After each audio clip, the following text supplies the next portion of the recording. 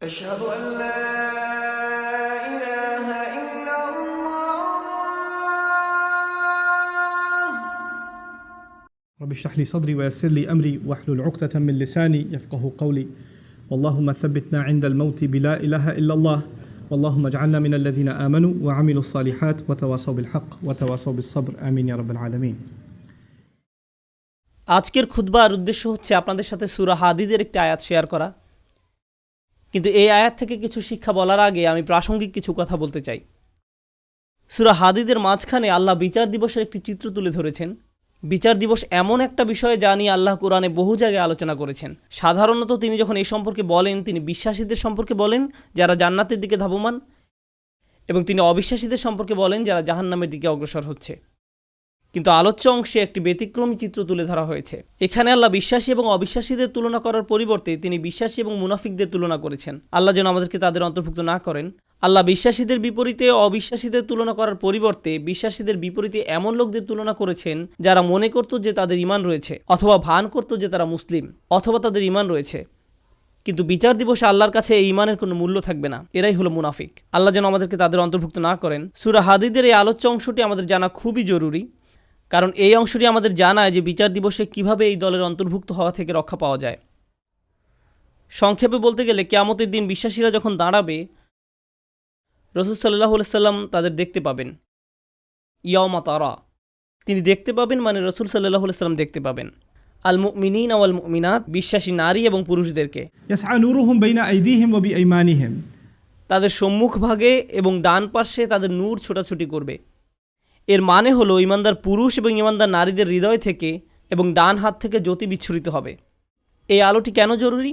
কারণ আল্লাহর প্রতি আপনার আমার ঈমান যদি অকৃত্রিম হয় এবং বিশ্বাস দৃঢ় হয়, কিয়ামতের দিন এই বিশ্বাস জ্যোতিতে রূপান্তরিত হয়ে দীপ্তি ছড়াবে। আর এই বিশ্বাস দুনিয়াতে আমার কর্মকে প্রভাবিত করেছে। আমার হাতের সেই কাজগুলোই কিয়ামতের দিন আলোতে রূপান্তরিত হবে। সেদিন আমাদের কাছে দুটো আলো থাকবে। শেষ বিচারের দিনটি হবে নিকষ কালো একটি দিন। আধারে ঢাকা বিস্তীর্ণ পথ পাড়ি দিয়ে আমাদেরকে জান্নাতে পৌঁছাতে হবে, এবং সুদীর্ঘ পথ পাড়ি দিতে সবার আলো প্রয়োজন হবে। কিছু কিছু ব্যক্তির আলো হবে অনেক প্রখর। রাসূলুল্লাহ সাল্লাল্লাহু আলাইহি সাল্লাম বলছেন তাদের আলো এত লম্বা হবে যে সেই আলো এক শহর থেকে আরেক শহর পর্যন্ত বিস্তৃত হবে। আবার কারো কারো আলো হবে অত্যন্ত অনুজ্জ্বল। সেই টিমটিমে আলোতে নিজের পা কোথায় ফেলছে কোনো মতে সেটুকুই শুধু দেখা যাবে। তাহলে মানুষ বিভিন্ন মাত্রায় আলো নিয়ে যখন জেগে উঠবে এবং জান্নাতের পথে যাত্রা শুরু করবে, তখন আল্লাহ তাআলার পক্ষ থেকে অভিনন্দন জানানো হবে, কারণ অন্তত তাদের নিজস্ব কিছু আলো রয়েছে। আর অনেকের তো কোনো আলোই নেই, তাই তাদের জান্নাতে যাওয়ার কোনো সুযোগ নেই। আল্লাহ বলবেন, بشراكم اليوم جنات تجري من تحتها الأنهار. আল্লাহ বলবেন আজ তোমাদের জন্য সুসংবাদ জান্নাতের, যার তলদেশ দিয়ে নদী প্রবাহিত। তোমাদের সামনেই এটা আছে, হাঁটতে থাকো, চলতে থাকো। পরবর্তী আয়াতে আল্লাহ অন্য একদল লোকের কথা বলেন যারা জেগে ওঠার পর গভীর বিস্ময় আবিষ্কার করবে পথ চলার জন্য তাদের নিজস্ব কোনো আলো নেই। চারপাশ গভীর অন্ধকার, বহু দূরে তারা দেখবে কিছু আলো। আপনারা দৃশ্যটা কল্পনা করতে পারেন, চারপাশ গভীর অন্ধকারচ্ছন্ন, আর বহু দূর থেকে তারা দেখবে কিছু মানুষ আলো নিয়ে এগিয়ে যাচ্ছে। তারা হয়তো মানুষ দেখতে পাবে না, শুধু আলোর বিচ্ছুরণ দেখা যায়। তখন তারা ভাববে আমাদেরকে দ্রুত তাদের কাছে পৌঁছতে হবে, কারণ আলোটা ধীরে ধীরে হারিয়ে যাচ্ছে। তো সেই মুনাফিকরা কিয়ামতের দিন এইরকম একটি তমসাচ্ছন্ন পরিস্থিতিতে জেগে উঠবে, আর তারা বিশ্বাসীদের আলো দেখে তাদের ধরার চেষ্টা করবে, কারণ তাদের নিজস্ব কোনো আলো থাকবে না। তারা জেগে উঠে গভীর বিস্ময় আবিষ্কার করবে তাদের সাহায্য করার মতো কিছুই নেই। يقول المنافقون والمنافقات للذين آمنوا انظرونا نقتبس من نوركم. যেদিন মুনাফিক পুরুষ এবং মুনাফিক নারীরা মুমিনদেরকে বলবে তোমরা আমাদের জন্য অপেক্ষা করো, আমরাও কিছু আলো নিব তোমাদের জ্যোতি থেকে, আমরাও কিছু আলো নিব তোমাদের জ্যোতি থেকে। ইকতিবাস শব্দ দ্বারা বোঝায়, যেমন আগের দিন আপনার হাতে মশাল থাকতো আর অন্যজনের আগুন থেকে নিজের মশাল জ্বালিয়ে নিতেন, সেরকম। তাই তারা ভাবলো আমরা তোমাদের থেকে কিছুটা আলো ধার নেব, তোমাদেরটা নিয়ে যাব না, একটু থামো, আমাদেরকে সাহায্য করো। তখন মুনাফিকদেরকে বলা হবে ارجعوا وراءكم তোমরা পিছনে ফিরে যাও, পিছনে ফিরে যাও فالتمسوا نورا. এবং আলোর খোঁজ করো, আমরা তোমাদের সাহায্য করব না। হাসরের ময়দান হচ্ছে এমন ভয়াবহ একটি জায়গা যেখানে জন্মদাত্রী মা নিজ সন্তানকে পর্যন্ত অগ্রাহ্য করবে। ভাই বোন, স্বামী স্ত্রী, বাবা মা, আত্মীয় স্বজন, প্রাণের বন্ধু, এই সব পার্থিব সম্পর্কগুলো ছিন্ন হবে। প্রতিটি মানুষ শুধুমাত্র নিজেকে বাঁচাতে উদ্বিগ্ন থাকবে, কেউ এমনকি পিছনে ফিরেও তাকাবে না। তোমরা পিছনে ফিরে যাও এবং আলোর খোঁজ করো, পিছনে ফিরে যাও এক প্রকার ব্যঙ্গাত্মক মন্তব্য, মানে দুনিয়াতে ফেরত যাও এবং আলোর সন্ধান করো। কারণ কেউ যদি দুনিয়াতে তার ঈমান ও কর্ম দিয়ে আলো সংগ্রহ না করে থাকে, তাহলে সেদিন তার নিজস্ব কোনো আলোই থাকবে না। فالتمسوا نورا. আলো সংগ্রহ করার একমাত্র জায়গা হলো এই দুনিয়া। তারপরেও মুনাফিকরা মুসলমানদেরকে ধরার চেষ্টা করবে। এভাবে যখন তারা বিশ্বাসীদের নিকটবর্তী হবে, فضرب بينهم بسور له باب ঠিক এমন একটি মুহূর্তে দুই দলের মাঝে একটি বৃহৎ প্রকাণ্ড দেয়াল নেমে আসবে, যার একটি দরজা থাকবে। এই দরজা সম্পর্কে আমরা অন্য সময় আলোচনা করব। আল্লাহ বলেন, অতঃপর উভয় দলের মাঝখানে খাড়া করা হবে একটা প্রাচীর, ফলে এখন তারা ধরার চেষ্টা করলেও পারবে না। দেয়ালটি খাড়া হওয়ার পর আল্লাহ বলেন, দেয়ালের অন্য পাশে যে পাঁচটা মুনাফিকরা দেখতে পাবে না, সেখানে থাকবে আল্লাহর করুণা, দয়া এবং মমতা, আর অপর দিকে থাকবে কঠোর শাস্তি এবং অন্ধকার। কঠোর শাস্তি এবং অন্ধকার। তাহলে এখন শুধু অন্ধকারই নয়, রয়েছে বিশাল এক দেয়াল, ফলে তাদের পালানোর আর কোনো জায়গা নেই। আর পেছনে দেখতে পাবে শাস্তি তাদেরকে আচ্ছন্ন করার জন্য এগিয়ে আসছে। তখন এই মুনাফিকরা, আল্লাহ আমাদের তাদের অন্তর্ভুক্ত না করুন, মুনাফিকরা মরিয়া হয়ে বলবে, ألم نكن معكم আমরা কি তোমাদের সাথে ছিলাম না? লক্ষ্য করুন, মুনাফিকরা অপর পাশে থাকা মুমিনদেরকে ডাকছে। স্পষ্টতই দরজা এই পাশ থেকে খোলা যায় না। আরে দরজাটা খোলো না, আমরা তো তোমাদের সাথেই থাকতাম। এভাবে মরিয়া হয়ে ডাকা হবে। সামনে অগ্রসর হওয়ার পূর্বে এটা বোঝা গুরুত্বপূর্ণ। এই কারণেই আমি আজকের খুতবার জন্য এই আয়াতটি পছন্দ করেছি। এই বাক্যটার কারণে, আলাম নাকুম মাকুম, আমরা কি তোমাদের সাথে ছিলাম না? ব্যাপারটা হলো, এই লোকগুলো যারা দেয়ালের ভয়ঙ্কর পাশে থেকে গেছে, যারা মরিয়া হয়ে আছে, যাদের নিজস্ব কোনো আলো নেই, তারা ভাবতো তারাও মুমিনদের অন্তর্ভুক্ত। তারা এটা নিয়ে খুবই আত্মবিশ্বাসী ছিল। এত আত্মবিশ্বাসী ছিল যে তারা কিয়ামতের দিনও সেই কথা বলছে, আমরা তোমাদের সাথে নামাজ পড়তাম, তোমাদের সাথে ব্যবসা করতাম, বন্ধু ছিলাম, আত্মীয়তার সম্পর্ক ছিল, চাচাতো মামাতো ভাই বোন ছিলাম, আমরা তো একই কলেজে ভার্সিটিতে গিয়েছি। কেন আজ আমরা বিচ্ছিন্ন? কেন এই সম্পর্ক ছেদ ঘটছে আজকে? এখন অপর পাশে অবস্থিত মুমিনরা নিজেদেরকে নিরাপদ মনে করছে। দেয়াল স্থাপিত হওয়ার কারণে এই পাশের মুনাফিকরা চরম আতঙ্কগ্রস্ত হয়ে পড়ল। অন্যদিকে অপর পাশে অবস্থিত মুমিনরা নিজেদেরকে অনেক বেশি নিরাপদ মনে করছে। তাদের আর কোনো তাড়াহুড়ার প্রয়োজন নেই, কারণ এখন সম্পূর্ণ নিরাপদ। এখন তারা সময় নিয়ে মুনাফিকদের উত্তর দিচ্ছে, এই কারণে তোমরা আজ আমাদের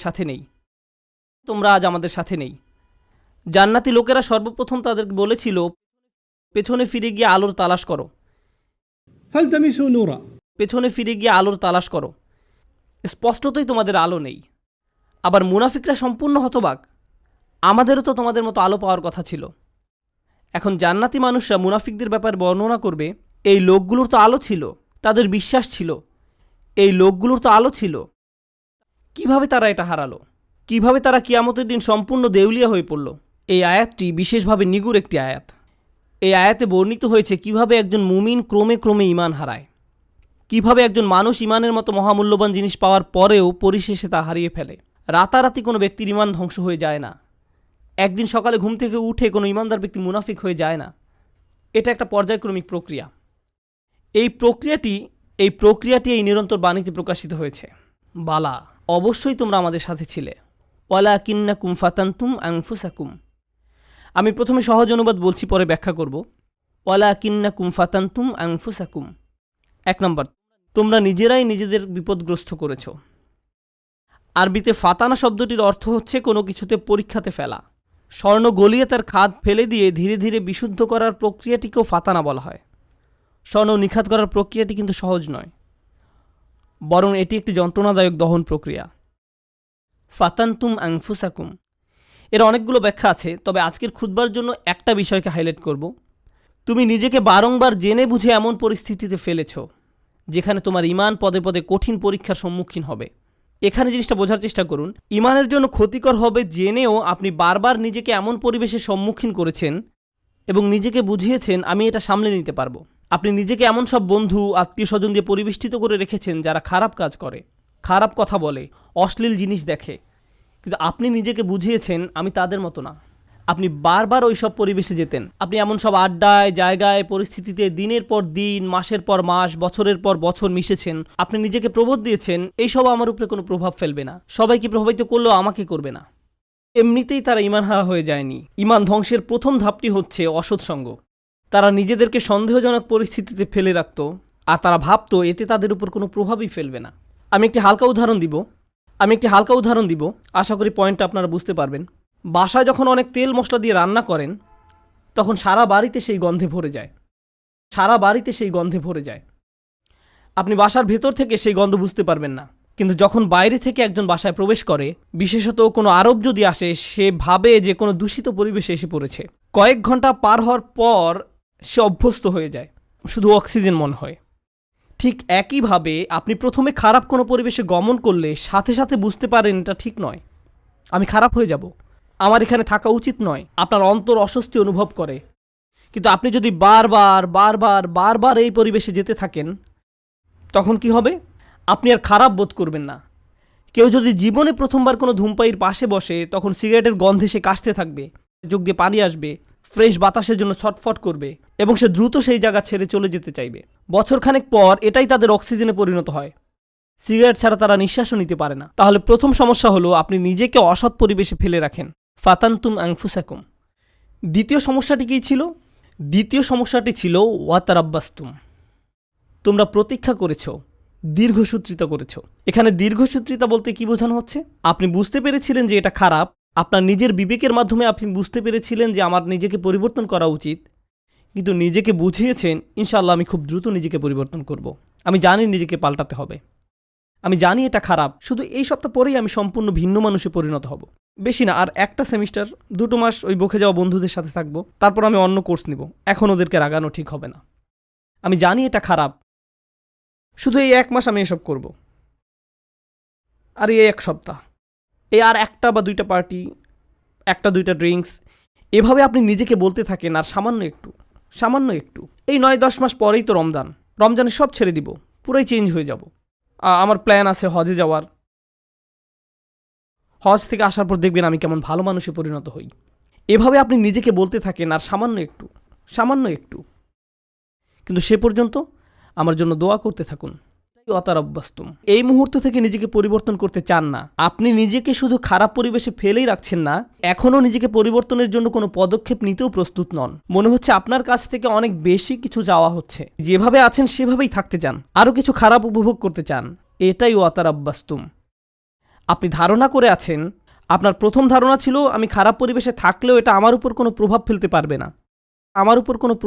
পারবে না, সময়ের সাথে সাথে ভয়ঙ্কর খারাপ কিছু আপনার কাছে স্বাভাবিক হয়ে যায়। এখন অতারাব্বাস্তুম বা অপেক্ষা করতে থাকা, দীর্ঘসূত্রিতা করার প্রভাব কি? আপনি ভাবছিলেন আপনি যে কোনো সময় এই খারাপ কর্ম পরিত্যাগ করতে পারবেন, সব খারাপ সঙ্গ থেকে যে কোনো সময় সরে আসতে পারবেন। আরে আমি তো আর আসক্ত না, আমার তো আর এটার দরকার নেই, আমি তো আর এর সাথে আটকে যাইনি, যখন তখন বেরিয়ে যেতে পারবো। কিন্তু বাস্তবতা এটা নয়। যত বেশি সময় আপনি এর সাথে জড়িয়ে থাকবেন, আপনি তত বেশি এতে আসক্ত হবেন। তারপর এর থেকে বেরিয়ে যাওয়া অসম্ভব হয়ে পড়ে। আপনি আষ্টেপৃষ্ঠে মাথা পড়েন, সম্পূর্ণ ডুবন্ত অবস্থায় নিজেকে আবিষ্কার করেন। আপনি এখন জানেনও না এই পরিবেশের বাইরে সুস্থ জীবনের মানে কি। এরপর আপনি নিজেকে বলতে শুরু করেন, অনেক দেরি হয়ে গেছে, আর সম্ভব না। এরকম ঘটার পর এক অপরাধ বোধের জন্ম নিবে। আমি বহুদিন ধরে এত পাপ কাজ করে আসছি, আমার আরও অনেক আগেই তওবা করা উচিত ছিল, এখন অনেক দেরি হয়ে গেছে। নিজেকে খারাপ ভাবতে অথবা মনের ভেতরে অনুশোচনা নিয়ে বেশি দিন কাটাতে কেউই পছন্দ করে না। তখন শয়তান এসে বলবে, তুমি এত অপরাধ বোধে ভুগছো কেন? তোমার তো কোনো দোষ নেই। এই ইসলাম নামের জিনিসটাই তোমার মনের ভেতর যত অপরাধ বোধের জন্ম দিয়েছে। এই ইসলাম বলছে এটা হারাম, ওটা গুনাহ, এভাবে কথা বলবে না, ওটা খেও না, অমুকটা দেখো না, ওখানে যেও না। এই ইসলাম তোমাকে নিজের সম্পর্কে খারাপ ধারণা দিচ্ছে। আচ্ছা, এই ইসলাম যে এত কঠিন সব নিয়মকানুন মেনে চলতে বলছে, এটা সত্য কিনা তুমি কি নিশ্চিত? শয়তানের ওয়াসওয়াসা শুনে বিভ্রান্ত ব্যক্তি ভাবতে থাকে, আমি আসলে কেন ইসলামে বিশ্বাস করি? মনে হয় যেন ইসলাম চায় না আমি আনন্দে থাকি। আমি শুধু আমার জীবন উপভোগ করতে চাই, আমি সুখী হতে চাই, আমি স্বাধীনভাবে বন্ধুবান্ধবের সাথে মৌজ মাস্তি করতে চাই, জীবনকে সর্বোচ্চ উপভোগ করতে চাই। আমি তো এমনিতেই কোরআনের সত্যতা সম্পর্কে নিশ্চিত নই। আল্লাহ বলে কেউ আছে কিনা এই ব্যাপারেও আমার সন্দেহ আছে। এই কোরআন হাদিস কতটা নির্ভরযোগ্য? আমাদের আশেপাশে এরকম বিভ্রান্ত অবস্থায় অনেক আবদুল্লাহ, জয়নব, আলী, ফাতিমা, আব্দুল করিম, আহমেদ, রুকাইয়া তরুণ তরুণীর আমরা দেখতে পাই। তারা খুব নির্ভীকভাবে বলে, ইসলাম নিয়ে আমার মনে অনেক সন্দেহ আছে। আর এই মানুষগুলো এমন নয় যে তাদের দর্শনশাস্ত্রে পিএইচডি রয়েছে বা ইসলামের ইতিহাসে ব্যাপক জ্ঞান রয়েছে, কিংবা এসব বিষয়ে বহুদিনের অধ্যয়নের ফলে তাদের মনে ধীরে ধীরে সংশয়ের জন্ম নিয়েছে। আসল ব্যাপার তা নয়। এরা নিজেদের জন্য জেনে বুঝে খারাপ সঙ্গ এবং অসৎ পরিবেশ বেছে নিয়েছিল। আমি এমন শত শত মানুষের সাথে কথা বলেছি, তারা আক্ষরিক অর্থে এই আয়াতের ভিতরে জীবনযাপন করছে। তোমরা নিজেরাই নিজেদেরকে বিপদগ্রস্ত করেছ, প্রতীক্ষা করেছ, সন্দেহ পোষণ করেছ এবং অলিক আশার পেছনে বিভ্রান্ত হয়েছ। অবশেষে আল্লাহর আদেশ এসে পৌঁছেছে। তারপর এক সময় তারা ধর্ম নিয়ে সন্দেহ পোষণ করতে থাকে। কিন্তু তাদের এই সন্দেহের সাথে যুক্তি বা বুদ্ধির কোনো সম্পর্ক নেই। ওয়ারতাবতুম, সন্দেহ পোষণ করেছে। জানেন সন্দেহ কি করে? সন্দেহ প্রথমে তাদের ইসলামের গণ্ডি থেকে বের করে দিবে। তারা এভাবে নিজেকে সান্ত্বনা দিবে, এটা তো আসলে পুরোপুরি সত্য না। সুতরাং এটা না মানার কারণে আমার খারাপ অনুভব করার দরকার নেই। যখন তাদের মনে সন্দেহ দানা বাঁধতে থাকে এবং সময়ের সাথে সাথে সেই দানা দেয়ালে পরিণত হয়, তখন তারা এই দেয়ালের আড়ালে নিজেকে লুকাবে এবং নানা প্রকারের অনৈতিক কাজের বৈধতা দেবে। একবার যখন তারা এই পর্যায়ে এসে উপনীত হবে, তখন দুটো জিনিস তাদের কাছ থেকে তুলে নেওয়া হবে। জান্নাতের আকাঙ্ক্ষা কেড়ে নেওয়া হবে, আল্লাহর সন্তুষ্টি লাভের আকাঙ্ক্ষা কেড়ে নেওয়া হবে। অন্তরে সেই বিশেষ নূর ধারণ, স্পৃহা, এইসব কিছু চাওয়ার বাসনা হারাবে। তাদের এই দুনিয়াতেই সেটা নেই। যে লোক আল্লাহর নিকট থেকে সেই সফলতা পেতে চায়, আল্লাহ তাদেরকে এই দুনিয়াতেই তা দিবেন, কিন্তু সেই আকাঙ্ক্ষা তো এখন আর অবশিষ্ট নেই। তাদের এই সম্পর্কে সন্দেহ রয়েছে। 2 নাম্বার, জাহান্নামের ভয় হারাবে। এই দুইটা জিনিস তারা হারাবে, আল্লাহর সন্তুষ্টি লাভের প্রত্যাশা এবং জাহান্নামের আতঙ্ক। এই ব্যক্তির কাছে এখন কিয়ামত বা বিচার দিবসের কোনো মূল্য নেই। কেউ তার সামনে জান্নাত, জাহান্নাম, শেষ বিচারের কথা বললে এটা তার কাছে তামাশা মনে হয় এবং এমনকি এইসব নিয়ে হাসি ঠাট্টা করবে। যখন কারো অন্তর থেকে আখিরাতের প্রাপ্তির আশা হারিয়ে যায় এবং জাহান্নামের শাস্তির ভয় মন থেকে দূর হয়ে যায়, তখন কি হয় জানেন? তখন তার কাছে শুধু একটা জিনিসই গুরুত্ব পায়, দুনিয়া। মনে প্রাণে পুরোপুরি দুনিয়ামুখী হয়ে যায়। যেহেতু পরকাল বলে কিছু নেই, তাই এই দুনিয়াতেই যা কিছু করার পাবার জন্য মরিয়া হয়ে যেতে হবে। অর্থ, বিত্ত, সাফল্য, সম্পদ, জনপ্রিয়তা, বিনোদন, মৌজ মাস্তি, সব ধরনের ম্যাটেরিয়াল থিং যে কোনোভাবে যে কোনো পথে অর্জন করাটাই মুখ্য ব্যাপার হয়ে দাঁড়াবে। সে ভাববে দুনিয়া দিয়ে এইসব প্রাপ্তির ভিতরে রয়েছে সব আনন্দ এবং চূড়ান্ত মানসিক তৃপ্তি, মৌজ মাস্তি, সব ধরনের ম্যাটেরিয়াল থিং। তাই পরবর্তী ধাপটা হচ্ছে অগর্রাতকুমুল আমানিয়্যু, অলিক আশার পেছনে বিভ্রান্ত হয়েছে। সে মিথ্যা আশার পেছনে ছুটেছে এবং মনে করেছে পার্থিব অর্জন তাকে সুখী করবে। সে তার সম্পূর্ণ জীবন শুধু এই লক্ষ্যেই ব্যয় করেছে। সে মনে করেছিল এই সব কিছু তাকে তার লক্ষ্যে পৌঁছে দেবে। কারোর জন্য সেটা হয় পরবর্তী কোনো মুভি, কারোর জন্য কোনো খেলনা, কারোর জন্য নেক্সট স্মার্টফোন। যেমন কোনো স্টার ওয়ার মুভি বের হলে টিকিটের লাইনে হজের ভিসার লাইনের চেয়েও লম্বা লাইন হয়, কারণ তাকে এখনই এটা দেখতে হবে। যদি এখন না দেখা হয়, জীবন তো তাহলে পুরাই ব্যর্থ। এখনই এটা দেখতে হবে। যদি মুক্তি পাওয়ার রাতে না দেখা হয়, জীবনের তো তাহলে কোনো মূল্যই থাকে না। তাই এখনই দেখতে হবে। এরপর সে ভেবেছিল এই মুভি দেখলে তা হয়তো তাকে এক ধরনের মানসিক পরিপূর্ণতা দিবে, যা সে কোথাও পায়নি। হল থেকে বের হয়ে এসে চোখ বড় বড় করে বলে, এটা দারুণ ছিল। পরক্ষণে আবার বিষণ্ণ হয়ে যাবে। নিজেকে প্রশ্ন করবে, এখন কি করব? আবার দেখব মুভিটা? এটা দারুণ ছিল। প্রথমবারের মতো অতটা ভালো না লাগলেও মোটামুটি ভালো লাগবে, কারণ যে জিনিসটা তাদের প্রকৃত শান্তি দেওয়ার কথা, আল্লাহর সন্তুষ্টির অন্বেষণ, সেটা তো আর জীবনের লক্ষ্য নয়। সেই ইচ্ছাটাও আর অবশিষ্ট নেই। অগর্রাতকুমুল আমানিয়্যু হাত্তা জাআ আমরুল্লাহ, অবশেষে আল্লাহর আদেশ এসে পৌঁছেছে। বিশ্বাসীদের মতে এটাই ছিল তার জীবন। মুমিনরা বলবে এটাই তার জীবন, যারা তাদের ঈমান হারিয়ে ফেলেছিল, যেটা শুরু হয়েছিল আপাত দৃষ্টিতে একটা ছোট পদক্ষেপ থেকে, অসৎসঙ্গ, এবং সেখান থেকে এটা একটা অটোমেটিক ডাউনওয়ার্ড স্পাইরাল সিঁড়ি, শুধুই নিচের দিকে নেমে যাওয়া। তারপর তার মনে সন্দেহ দানা বাঁধতে শুরু করে।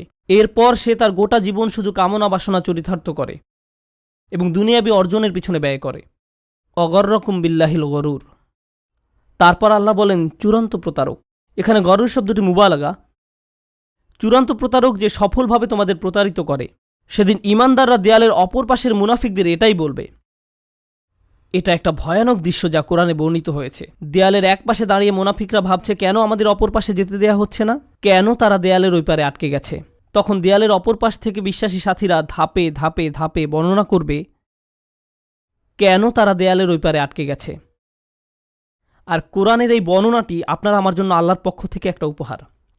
এটা একটা উপহার যে কিয়ামতের দিবসে সেই ভয়াবহ চিত্রটি এখানে তুলে ধরা হয়েছে। আমার এখন জানাই উত্তম, কারণ সেদিন আমি এই পরিস্থিতিতে পড়তে চাই না। তখন জেনে দিশেহারা, আতঙ্কিত, আশাহত হয়ে পড়তে চাই না। কেন আমি আল্লাহ প্রদত্ত ঈমান হারিয়ে ফেললাম? আপনারা যারা এখানে বসে আছেন, সকল ঈমানদারের অন্তরে আল্লাহ আলো দিয়েছেন। আল্লাহ আমাদের এটা দিয়েছেন। এখন প্রশ্ন হচ্ছে, আমরা এই নূরকে অন্তরে ধারণ করতে পারছি কিনা। আমাদের নিজেদের দিকে তাকিয়ে দেখতে হবে আমরা কোথায় আছি। কেউ কেউ হয়তো অসৎ সঙ্গের ফিতনার সাথে জড়িয়ে আছি। হতে পারে আপনি মাত্র প্রথম ধাপে আছেন আর ভাবছেন যাক না আরও কিছুদিন। হয়তো এটা এমনও হতে পারে আপনি এখন শেষ ধাপে আছেন। তাই শুধু দুনিয়াবি জিনিসের মাঝেই আপনি চূড়ান্ত সাফল্য এবং মানসিক প্রশান্তি খুঁজে বেড়ান। এই আলো ছাড়া আমাদের যা কিছু অর্জন অথবা উপার্জন, শেষ বিচারের দিনে এই সব কিছু হবে মূল্যহীন। শেষ বিচারের দিনে এই সব কিছু হবে মূল্যহীন। তাই এই অনুচ্ছেদে আল্লাহ তাআলা এটাকে প্রথমে আলো হিসাবে বর্ণনা করেছেন। বিচার দিবসে এই আলোরই একমাত্র মূল্য থাকবে। তাই এই অনুচ্ছেদের প্রথমে আল্লাহ তাআলা এটাকে আলো হিসাবে বর্ণনা করেছেন।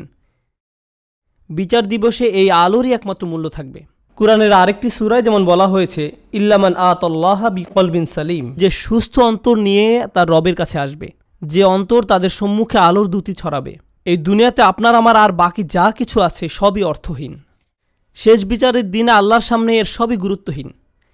কিছুদিনের জন্য আমরা এইসব উপভোগ করতে পারি, কিন্তু যদি এর ফাঁদে আটকে যাই এবং আমাদের অন্তরের সব জায়গা দখল করে নেয়, অন্তরে আর কোনো জায়গা বাকি থাকবে না। আর তাই এর পরের আয়াতে আল্লাহ তাআলা বলছেন, ফালিয়াউমা লা ইউখাযু মিনকুম ফিদিয়াতুন ওয়ালা মিনাল্লাযীনা কাফারু মাওয়াকুমুন নার হিয়া মাওলাকুম ওয়া বিইসাল মাসির।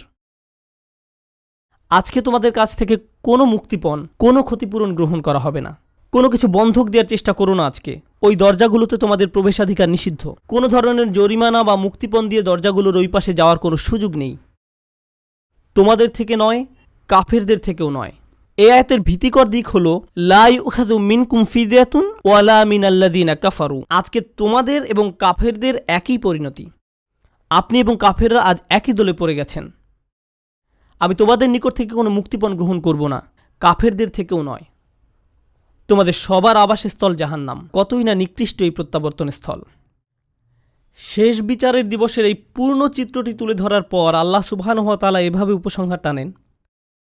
আমিও এই আয়াত দিয়ে আজকের আলোচনা সমাপ্তি টানব এবং নিজেদের বারবার মনে করিয়ে দিব যে সেই নিম্নমুখী পথটি অনুসরণ করা যাবে না, এবং আমাদের অন্তরে যেটুকু ক্ষুদ্র আলো এখনও পর্যন্ত বর্তমান আছে তা কিভাবে দিন দিন আরও শক্তিশালী করব।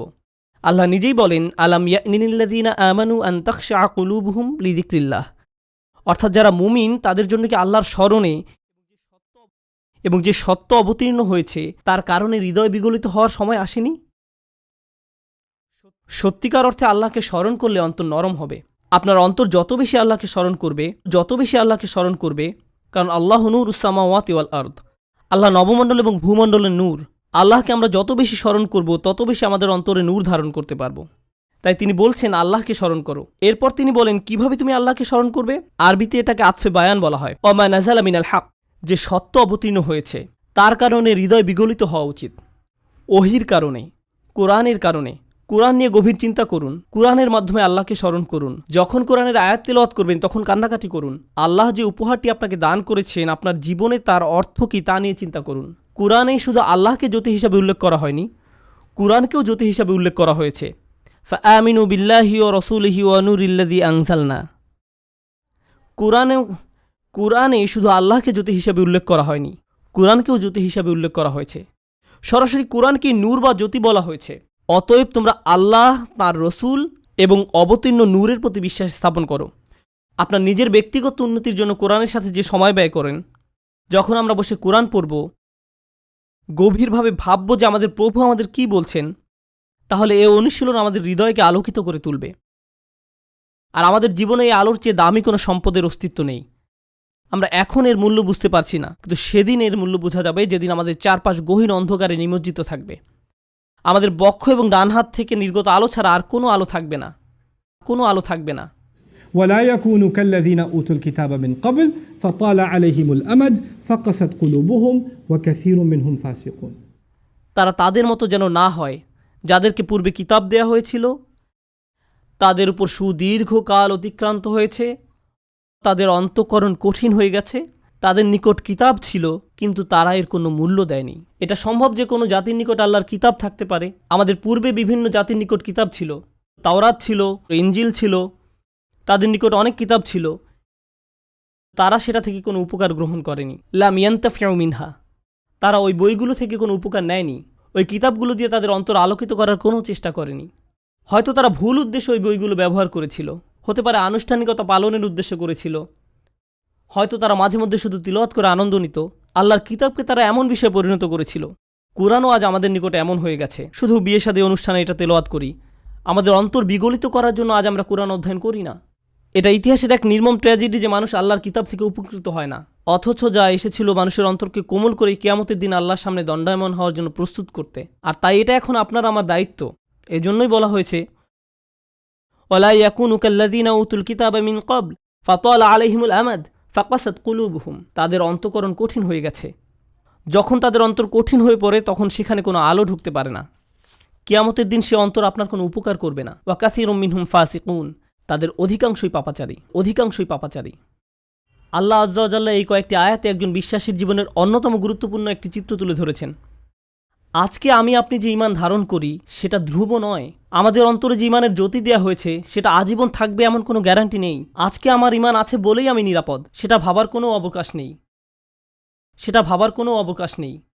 কেউ আমাদের মুসলিম মনে করে সালাম দেয় আর আমরাও জবাবে ওয়ালাইকুম আসসালাম বলি, ফলে আমরা মনে করি যে আমরা সবাই মুসলিম, আমাদের সবার অন্তরে আলো আছে। কিন্তু এই আয়াতগুলোর মতে কিছু মানুষ কিয়ামতের দিন জেগে উঠে হতচকিত হয়ে পড়বে, কিছু মানুষ কিয়ামতের দিন জেগে উঠে অবাক হয়ে যাবে। সে বলবে, আমি মনে করেছিলাম আমি তোমাদের সাথে, কিন্তু সে তার সাথে নয়।